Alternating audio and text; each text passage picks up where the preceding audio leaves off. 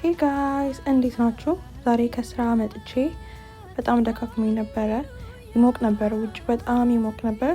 ግን ወደ ማታ ነው ይዘንባል ብሎ የሚያሳየው። ለዛ አሁን ለሁለት ሰዓት ወደ ውጭ ወክ እናደርጋለን ወይ እንሮጣለን። ለዛ ተስተካክለን አብረን እንውጣ እና እዚህ ጋር ልብስ የለበስኩኝ ዝም ብዬ ኮፍያ ያደረኩኝ መሀል ላይ ድንገት ከዘነበ ብዬ ወደ 1 ማይል ሮጬ ነበረ።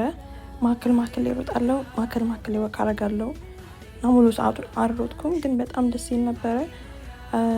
ወደ 6 ማይል ነበረ ለመሮጥ ያሰብኩት። እስቲ እናሳካው መጨረሻ ላይ እናያለን። እዚህ ጋር 3 ማይል ሆነ።